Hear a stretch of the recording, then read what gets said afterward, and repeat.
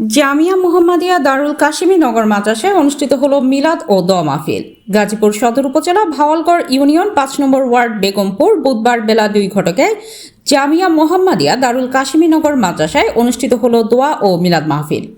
বাংলাদেশ জাতীয়তাবাদী দল বিএনপির কেন্দ্রীয় নির্বাহী কমিটির সহ স্বাস্থ্য বিষয়ক সম্পাদক, গাজীপুর জেলা বিএনপির সিনিয়র যুগ্ম আহ্বায়ক, গাজীপুর ৩ সংসদীয় আসনের বাংলাদেশ জাতীয়তাবাদী দল বিএনপির মনোনীত ধানের শীষ প্রতীকের এমপি প্রার্থী অধ্যাপক ডাক্তার এস.এম. রফিকুল ইসলাম বাচ্চু শারীরিক সুস্থতা কামনায় দোয়া ও মিলাদ মাহফিলের আয়োজন করা হয়।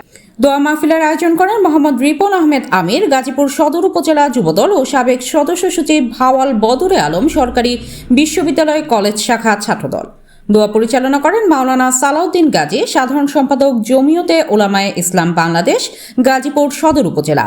উক্ত অনুষ্ঠানে উপস্থিত ছিলেন মোহাম্মদ সাইফুল ইসলাম, সাবেক সাংগঠনিক সম্পাদক ৫ নং ওয়ার্ড বিএনপি, মোহাম্মদ আব্দুল জলিল ও মোহাম্মদ আব্দুল মালেক, মোহাম্মদ আশরাফ, স্বেচ্ছাসেবক দল ৫ নং ওয়ার্ড বিএনপি। আর উপস্থিত ছিলেন অত্র মাদ্রাসার শিক্ষক ও ৫ নং ওয়ার্ড বিএনপির অঙ্গ সংগঠনের কর্মীবৃন্দরা। মোহাম্মদ মমিনুর রহমান খান লিকু, সি বাংলা।